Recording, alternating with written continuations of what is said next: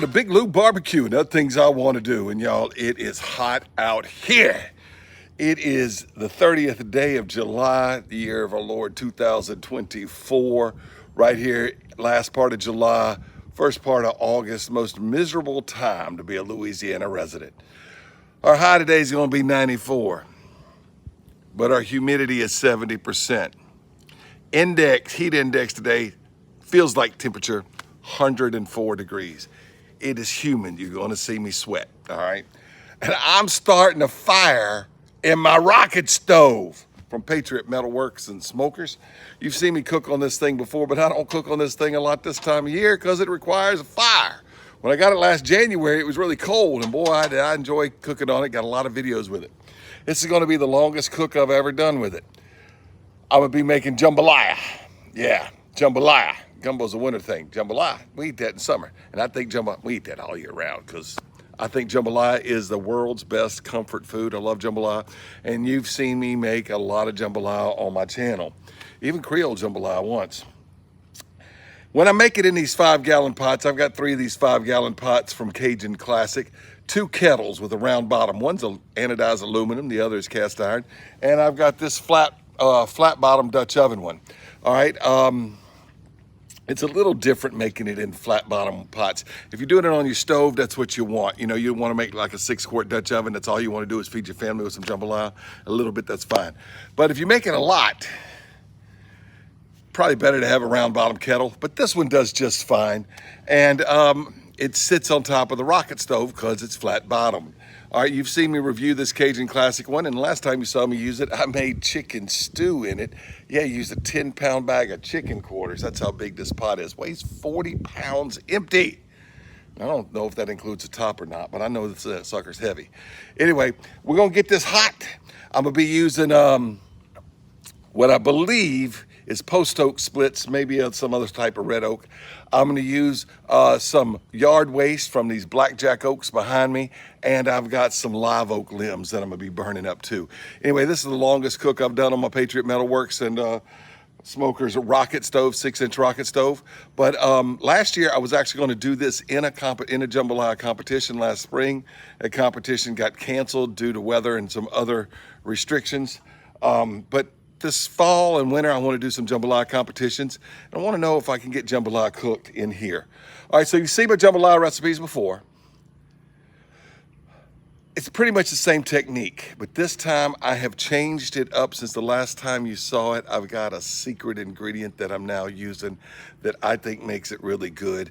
And I don't think I'm gonna go back to the old way after finding this secret ingredient. So watch the video for that. And also, I've got a little part in here that's going to be a do as I say, not as I do kind of thing. But since I'm using the flat bottom pot instead of the round bottom pot, it's going to work. Basically, I'm using part fresh Trinity and part frozen Trinity. I normally recommend either using all frozen Trinity or all fresh Trinity. And no, I didn't cut it up. It's Gidry's and then some frozen bags. But because it's flat, I'm gonna be able to brown the fresh on one side and the frozen on the other without mixing them, because the frozen produces too much water. It doesn't brown the same. Anyway, we're gonna get this rocket stove lit up and let's get to cooking some jambalaya. This isn't gonna be a short video. Hang in there, have some fun. My favorite comfort food in the world, one of my favorite things to cook. Yeah, I like it better than barbecue. Jambalaya on the rocket stove. All right, inside the fire chute, I've got some twigs, a few blocks of wood left over from the last cook, and the paper bowl I ate my lunch out of earlier to get this fire started. Over here on this side, I'm gonna put in this paper towel that I soaked in some olive oil. Cooking oil works, but I had olive oil burns really good. And I'm gonna just light that olive oil paper towel up. Well, it should be working pretty good, huh? There we go. Shove it in there and get this fire started. It doesn't take long to get that started. I'll soon be adding the post oak splits, and that pot will be hot soon and we'll be cooking. I got something to tell you. This is the first time I have ever cooked jambalaya without using propane or an inside natural gas or electric stove. Yep, I usually cook it outside with propane. First time I've ever cooked it with fire, and it makes it easy using this Patriot Metal Works and Smokers rocket stove. Yeah, it doesn't take long. Fire's raging hot, and got that pot hot.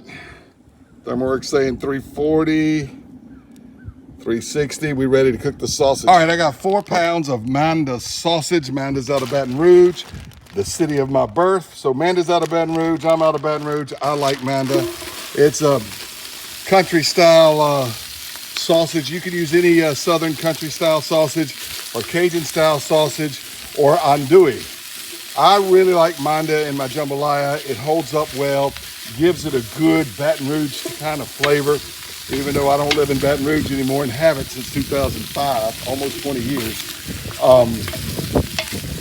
I still kind of partial to the Manda sausage, but you use what brand you like. This holds up, it's gonna stay round. Some of the other brands, they'll kind of fall apart and turn into mincemeat in there. But you can see here that this pot is hot and we are browning the sausage. Always the first step to making a good jambalaya. All right, hadn't been long. By the way, for fuel, I've got a piece of live oak, post oak split, and limbs from the blackjack oaks all in there, keeping this pot hot. But that's about how I want it brown. Not every piece needs to be brown like that, but they're mostly cooked through. So it's time to get them out of here. We got one of these little spiders. I just put it in this aluminum crawfish tray over here. Every Louisiana boy has a crawfish tray, and the aluminum ones are good for barbecue platters and stuff like this. So I just stick it in there. All right, now that the sausage is out, I've got 5.5 pounds of boneless, skinless chicken thighs. 5 pounds works. I happen to have 5.5 pounds here, and I only had 4 pounds of sausage. I usually use 5 pounds of sausage. So anyway, I'm just gonna dump that in there. What I did was basically cut the chicken thighs into 4 pieces if they're like normal size, across this way and across that way. And if they're really big, I did it across it and maybe 3 slices down. But basically, I made either 4 or 6 slices, chunks out of each boneless, skinless chicken thigh. Now what I want to do is get some Tony's Creole on his chicken. And I don't measure, just a good coating on the chicken, and get as much chicken on that bottom of that flat bottom pot as I can. Which means that not using a round bottom kettle, I can brown this a little bit faster maybe. And that's about as much Tony's as I want on the chicken. All right, the chicken has browned to where I want it. So I'm gonna grab the spider and pull the chicken out. All right, as I pull this last scoop or 2 of chicken out, as you can notice, there's a slight lean towards the camera. That's because of my yard being unlevel, not this rocket stove, okay? But that's all right, I'm gonna use it to my advantage here in a moment. Now, whenever you brown meat, I don't care if it's chicken, your pork for jambalaya, if you're making ground meat, whatever you're browning, what's gonna come out of that, if it's, not so much the sausage because it's already cooked, but, fresh meat, you're gonna get the fats, which turns into grease, and you're gonna get water. Well, I need that water to boil off of this right here. So you see it steaming off, and I'll know it's changed to grease when it starts to pop, like it sounds like bacon frying and not like water boiling. So now that the chicken's out, it's right here in the pan on top of the sausage, and I want to get all that out of there. This is the part about do what I say, not as I do. The best way to do it is to do fresh vegetables. And I would say for 5 gallons like this, at least 2 onions, 4 ribs of celery, and 2 bell peppers. Maybe another onion, bell pepper, and 2 more ribs of celery. But anyway, when I'm making this much, I don't cut it all up myself. Guidry's does fresh cuts. This is in your refrigerator section at your grocery store, certified Cajun. If you can't get this in your grocery store because you don't live in Louisiana, you ought to move. Anyway, I probably ought to use 2 quarts of this, 2 of these containers. If this container's a quart, I reckon it is. And, but I'm only got 1. So I'm using frozen, all right? This is celery, onion, red bell peppers, green bell peppers, parsley flakes. Same stuff, but this is frozen. And I'd probably use 4 bags of this here or 2 of these. I don't recommend normally using fresh and frozen together. And if I was using my round bottom pot, it's really not a good thing. But on this flat bottom pot, it's going to be a little better. And you can start to hear how it's changing from a boiling to a frying sound. And with this flat bottom pot, I can spread the liquid out to a larger surface area and get that water to evaporate off. So I want that water to evaporate off before I put this in here. All right, so what I'm gonna do is I'm gonna put the frozen on this bottom half here, and I say bottom because it's got a slight lean toward this side. And I'm gonna brown the fresh on the other side of the pot. You really don't want to brown fresh and frozen together. They don't do the same. So we'll get the other frozen in here and get those in there first because they're colder, and because they're frozen, they take a little longer to brown anyway.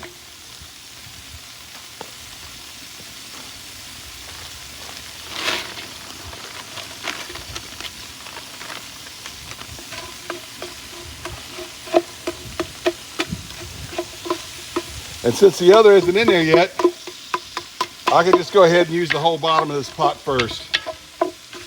All right, you can hear it frying, and that water from the frozen is pretty much boiled off. And these are browning up. They've got a lot of that chicken fond off the bottom, chicken and sausage fond off the bottom. You want them soaking that up, and you really want these brown. So what I'm gonna do is I'm gonna pull them over here and just pile them up right there, and go ahead and put my fresh ones in. Gidries. Saved me a lot of knife time. It's also got parsley and stuff in it. If I was doing this myself, I probably wouldn't have had the parsley. But anyway, it's good. Yep, I spilled some trying to get the rest of it out. And the other thing I did chop these myself.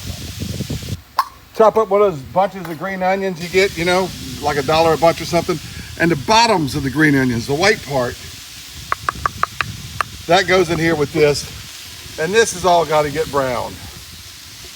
So we're gonna get that browned up, and then I'll mix it all together. So the frozen is here, the fresh is here, and this is the most important part, is getting these onions caramelized without burning.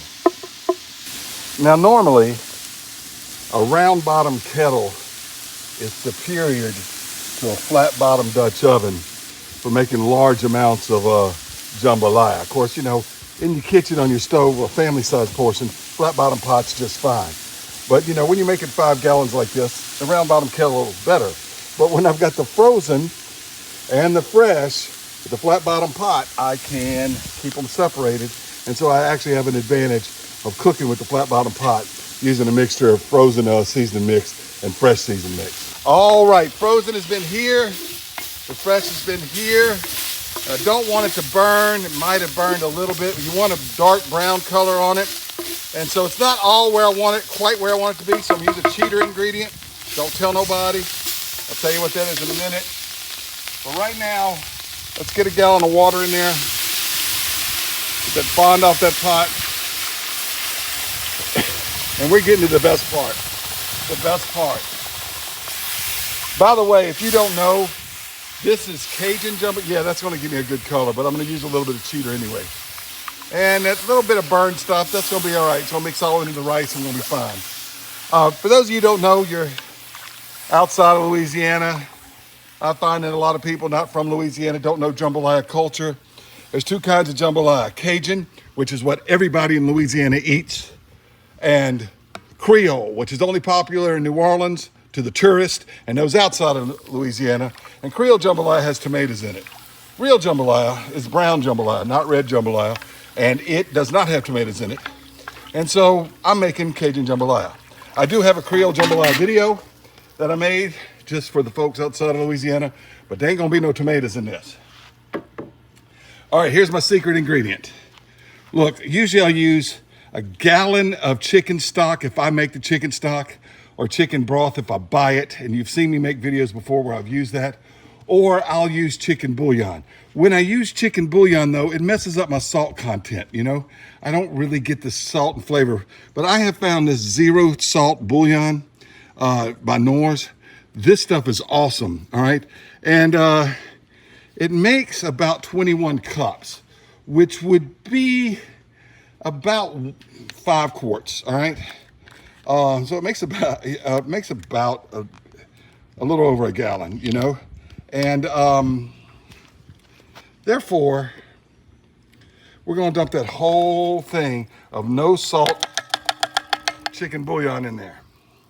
That is my cheater ingredient instead of using chicken stock. Now, if I wasn't using it,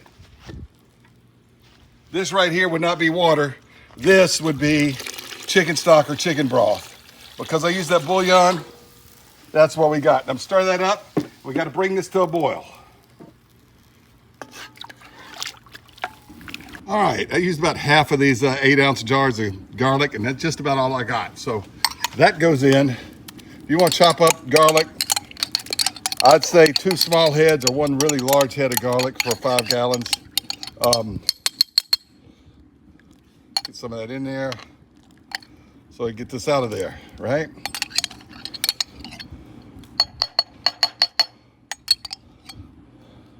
Get some of that in there so we can get it out of there. All right, garlic's in there. Next ingredient, Worcestershire sauce, and I pronounce it correctly, as other YouTubers don't. It's Worcestershire sauce, and you know, you don't say New Hampshire, it's New Hampshire, and so it's Worcestershire, all right? And a dash or 2, that much Worcestershire sauce right there. Call it a tablespoon if you want to. I just eyeball it because I can cook. I don't need to measure stuff. If you can't cook, you got to follow a recipe. If you can't cook, you know, eyeball stuff. All right, hot sauce. This is pretty much my jambalaya cooking hot sauce because I can get it in a gallon. All right, and you want it hotter, add more. You want it less hot, add less. I'm not making this as hot as I normally do because I know somebody I'm serving it to that won't prefer it too hot, and I can always add more hot sauce to it later. So remember that with your hot sauce on your jambalaya. If I'm cooking in a contest, I would add more because you got to get that pop and that wow. Well, my phone camera overheated in the hot sun. I added 1 ounce of kitchen bouquet at this step and then brought the mixture to a boil as my phone cooled. All right, Tony's Creole seasoning. Now remember, we seasoned the chicken, but we haven't used any other salt, pepper, or anything like that in here yet. What we do is we sprinkle a dusting over the entire surface of this, just like that. I don't know how much it is. Just kind of cover the whole surface. Yeah, that's perfect. Only using one thing of kitchen bouquet instead of 2 ounces of kitchen bouquet is good. And then 1 more dusting over the entire surface and stir that in. And that's all the Tonys that I'm gonna need in here. All right, now my jambalaya is seasoned. So what we do now is we add back in the chicken and sausage. And I want to tell you, this is where the technique differs a little bit from pork. If you used to cut up pork butt instead of chicken, you want to put your meat back in as soon as you put your water and your broth or your bouillon, okay? Even before you season it. And let it heat up with the water. And then once it comes to a boil, you want to boil it maybe 10 minutes or so if you got that pork butt, because you need to get that pork meat soft. You can't do that with the chicken because the chicken will fall apart and become stringy. So you wait till it comes to a boil before you put your meat back in there, all right? And once it comes back to a boil, we put the rice in. We don't let this boil for 5 or 10 minutes as I would for pork. So as soon as this comes back to a boil, we're adding the rice, and then we'll have 1 more ingredient to go. All right, this has come to a boil. Was raging till I stirred it just a minute ago. Yeah, you can see it, it's boiling right there. All right, so it's time to add the second to last ingredient, which is rice. Now look, you want to use about 5 to 6 pounds of parboiled rice. This is, it fills up a gallon container, or almost a gallon. A gallon to be right there. So this is about 5, maybe 5.5 pounds of parboiled rice. You know, if you just get a 5-pound container, that's fine. And if you use white rice, if you're cooking it on the stove, and then don't stir it at this point. Stir it in there and then just leave it alone, cover it and let it go. But being parboiled rice, you could stir it. And when you got a big batch like this, you want to be able to stir it, make sure everything mixes well. So we're gonna bring this back to a boil, and I'm gonna stir it every now and then. And when it starts to get, really, jambalaya-ish, we're gonna add in our green onions. And I'll show you what to do after that. All right, so you can see the rice is starting to cook. I used the word jambalaya-ish earlier. That's not a word. But anyway, You can see it's not anywhere near done yet, but I continue to stir it every so often. All right, earlier I used the word jambalaya-ish. That's not really a word, but as you can see, it's starting to look like a rice dish, not like a soup or a gumbo or something. And of course, it's still got more liquid to absorb, and it will. But you see, it's getting thick and hard to stir. I stirred it every so often. Last ingredient, green onion tops. They'll lose their color if you boil them in that water too long. So we just stir these in, get them all mixed through there, incorporated, as they say on the professional thing. And I cut these up myself. Just one bunch of green onions, just to add a little bit of color to it. All right. And now I'm gonna smooth this out right here. Okay. Put the lid on it. Cajun Classic lid on it. Now, I'm gonna let this fire burn out in this rocket stove and let this sit 25 to 30 minutes. Why I got a paper towel wad in there? I don't need that. Get out of there. How'd that get there? All right, now we're ready. All right, it's been about 25 minutes since I put the green onions in and covered the pot and dampered down my fire. And as you can see, my fire is pretty much gone out, just a little bit of sparks there. And that jambalaya is ready. Let's take a look at it. It's going to be beautiful. All right. Not the first time I've made jambalaya, but it's the first time I've ever made jambalaya on a real wood fire. Of course, it's not an open fire. It's a lot easier than that because I was using this Patriot Metal Works Smokers rocket stove. But just look at how gorgeous that is. Isn't it lovely? This jambalaya is perfect in color, brown jambalaya.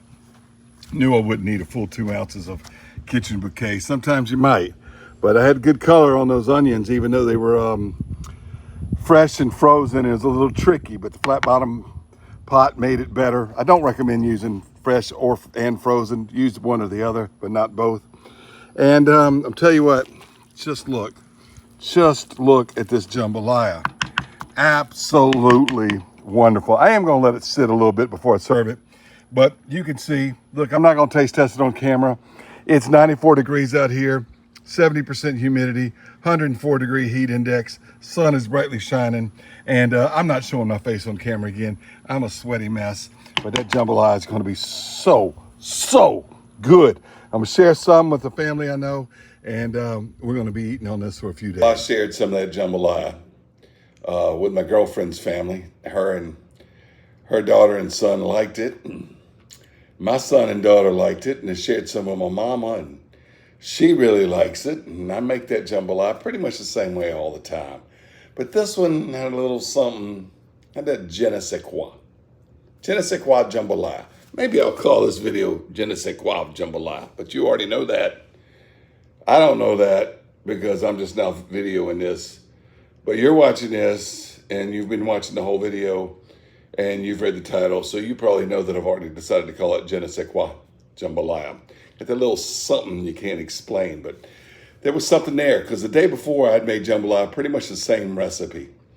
I think I did use two things of Guidry's there instead of using the frozen seasoning. I used my round cast iron kettle, and I fed my aluminum kettle, and I fed the high school band.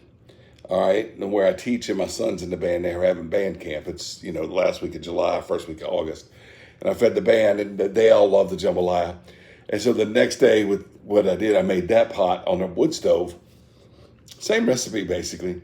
But there was just a little something. Well, so I asked my daughter, says, I can taste the wood smoke. My son said, I can smell the wood smoke. I'm not sure I can taste it. It's faint. It's faint. But it's there. There's a little something to that jambalaya cooked on the wood fire, even though it was a rocket stove, that the propane jambalaya doesn't have. The other thing is, I've recently found that no salt bouillon. Like using that. Now look, my favorite way to cook it is with homemade chicken broth or chicken stock that I've made myself. I'll use a gallon of homemade chicken broth, a gallon of water to that 5 pounds of rice. But when I don't have homemade chicken stock, I just usually use bouillon instead of store-bought chicken broth. Can't control the salt in that either. But you know those boxes they come in, or the cans, the bouillon's just as good, if you ask me. Anyway, that no salt bouillon is perfect because I can season it with as much Tony's as I want to. And when it's salty enough, it's seasoned enough. And that's not the case if I'm using bouillon that has salt in it, or chicken broth, store-bought chicken broth that has a lot of salt in it. So anyway, yeah, it's better with homemade chicken broth, but I'm using that no salt stuff. Good thing if you're using your vegetables, your Trinity mix, your celery, your onion, your bell peppers, it either needs to be fresh or all frozen. But if you got a flat bottom pot, you can pull it off with half and half if that's what you got, like I did.